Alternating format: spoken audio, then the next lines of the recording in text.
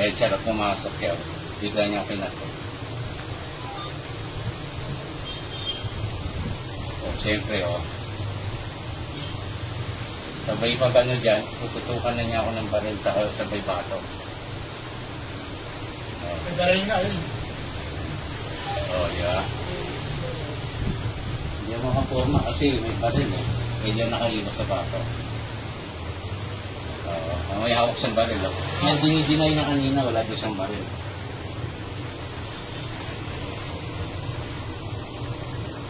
Ang dali yun. Saan na ba siya? Malis yata. Grabe. Kasi nagsimula yun doon sa ano ko lang eh. Aminado naman ako sir na may mali ako kasi pagpasok niya doon dito, pag angat ito doon galing sa Blooming Tree, balik ko yun sa school. Pumasok siya sa bike lane, sa green yun eh. Natural doon ako, bike lane yun eh. Eh, dinitbit niya ako, tinapit ko yung ano na para lumabas. Nagalit. Eh, hindi ko na rin ito pinansin. Ang nangyari, hinabol niya ako doon.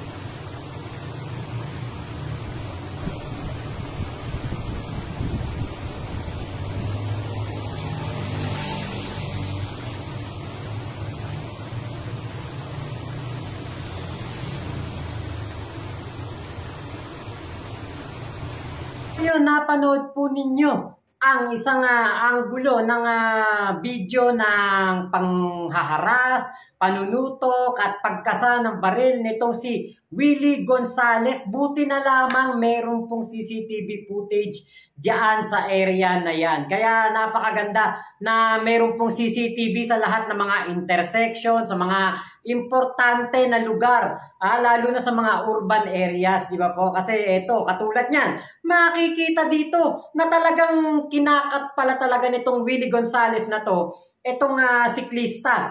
At kinaladkad pa yung bike. Anong karapatan niya?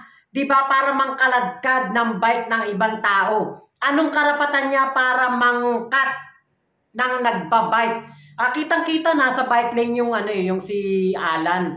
Ngayon, etong tukmol na to, nagpa-gewang-gewang pang ganun kasi nga gusto niyang ikat etong si Alan. Tingin ko, kasi sinasabi nitong si General Torre na ilabas daw nung vlogger yung full video. Heto po, hindi po tingin ko yung vlogger na videohan niya lamang yung pagkakataon na nag-abot na yung dalawa.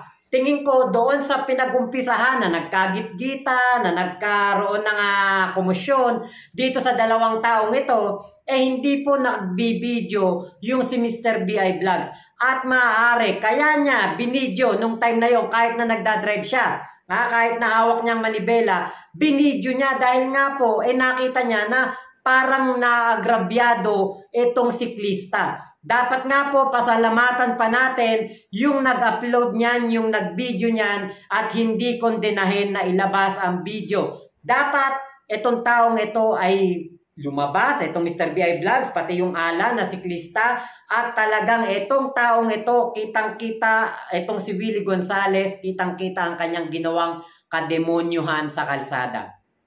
Hindi nararapat ang 90-day suspension sa kanyang lisensya. Dapat talaga ay i-revoke na yan dahil nga po sa ginawa niya na talagang nag-endanger doon sa buhay ng siklista at gumawa pa ng napakahabang traffic doon sa lugar na yon. Tingin ko nangyari yan rush hour nung time na yon. Kaya talagang huminto lang ang isang kotse, magkaroon lang ng komosyon, naku po, talagang magta-traffic na dyan sa lugar na yan. Kaya naku, doon po sa siklista na videohan na kinasaan ng baril nitong Willie Gonzales, naku, lumabas na po kayo, tayuan ninyo ito, marami pang madedehadong tao itong Willie Gonzales na ito, pag ito po ay hindi ninyo na-aksyonan. Kailangan po itong bigyan ng leksyon at nasa likuran po ninyo ang napakarami nating kababayang Pilipino. Unang-una na dyan, itong si Mr. Raymond Porton na inilabas ang video na ito. At itong si Mayor Joy Belmonte ng Quezon City ay talaga pong tutulungan din po sila. So after po nito, naku, abangan natin. Kasi pinatawag na daw si Mr. Raymond Porton dyan sa Kongreso. Tignan po natin kung ilalive po ang pag-uusap nila ni Honorable Congressman Dan Fernandez. Nako, mukhang naipasa na ni Mr. Raymond Porton sa mga kongresista etong issue na ito at itong video na ito, at tingin ko ay tatalakayin nila ito sa isa sa kanilang mga hearing. So, abangan po din natin yan. So, buong Pilipinas, buong sambayan ng siklista, buong sambayan ng mga motorista, nako, magkaisa po tayo para itong Willie Gonzales na ito ay talagang mabigyan ng leksyon at malaman niya na meron din po siyang makakahanap ng katapat. Makakatapat niya rito ang taong bayan. Kitang-kita na mali ang kanyang ginawa, kitang-kita na meron talaga siyang ginawang mali doon sa siklista. Hindi lang yung pagbunot ng barel, kundi pati yung pagkaladkad. Totoo yung sinabi ni Mr. Raymond Porton, pati no siklista. Totoo pala talaga na kinakaladkad yung